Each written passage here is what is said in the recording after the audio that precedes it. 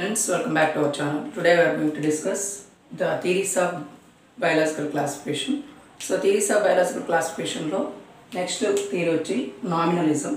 So nominalism point of view చూసుకున్నట్లయితే so only one individual exist. ఏదైనా ఒక particular individual తీసుకొని సిమిలారిటీస్ని వేరే ఒక స్పీసీస్తో కానీ వేరే ఒక ట్యాగ్స్తో కానీ కంపేర్ చేస్తుంటారు నామినలిజంలో. So it is well explained by the nominalism theory basis of species తీసుకుంటున్నాం. ఎస్పెషల్లీ ఒక ఇండివిజువల్ స్పీసీస్ని తీసుకొని it compares with other similarities and other dissimilarities చూసుకొని చెప్పేటువంటి ఒక థియరీ ఇది. So it ignores the fact that it differs in the principles of classification non-living object. So classification point of view లో చాలా మంది living object non living object చూసుకుంటారు.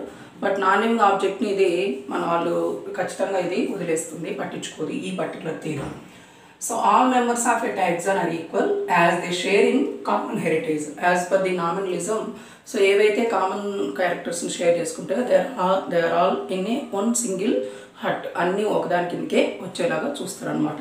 At the same time వీటిని ఒక ఇన్స్టాన్స్గా లేదంటే ఒక ఎగ్జాంపుల్గా తీసుకుంటే two brothers are not identical twins but they are similar, they arise from a single zygote. కొంతమంది చెప్పేదాని ప్రకారం ఏంటంటే సో ఇద్దరు బ్రదర్స్ ఐడెంటికల్గా లేకపోయినప్పటికీ ఆ ట్విన్స్ ఐడెంటికల్ లేకపోయినప్పటికీ they are coming out from a single zygote. So ఇలాంటి సిమిలారిటీని నామినలిజం అనేది బాగా ఫాలో అవుతుంది. So nominalism classification made on the basis of evolution on the soap similarities among themselves. So ఉన్నటువంటి స్పీసీస్లో ఉన్నటువంటి సిమిలారిటీస్ గురించి ఇది ఎక్స్ప్లెయిన్ చేస్తుంది. సో డీమెరిట్స్ తీసుకున్నట్లయితే interpretation between similarity and relationships led to the fallacy of nominalism. So దీంట్లో ఉన్న demerit కూడా ఇదే అనమాట. సో రెండింటికి మధ్య ఉన్న రిలేషన్షిప్ని ఇంటర్ రిలేషన్షిప్ని చూసుకొని మాత్రమే ఇది క్లాసిఫై చేస్తుంది.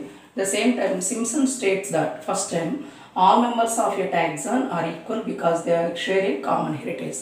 అన్నీ ఒక స్పీసీస్ సంబంధించినటువంటి వాటి వరకు ఒకే ఒక క్యారెక్టర్ని షేర్ చేసుకుంటూ ఉంటాయి.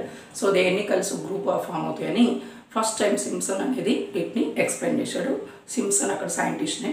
సింప్సన్ ఆ పర్టికులర్ స్టేట్ని మనకి ఇక్కడ ఒక వర్డ్గా లేదంటే ఒక సెంటెన్స్గా ఇస్తున్నారు. So that is all about nominalism. Next థియరీని మనం నెక్స్ట్ క్లాస్లో చూద్దాం. Thank you for watching.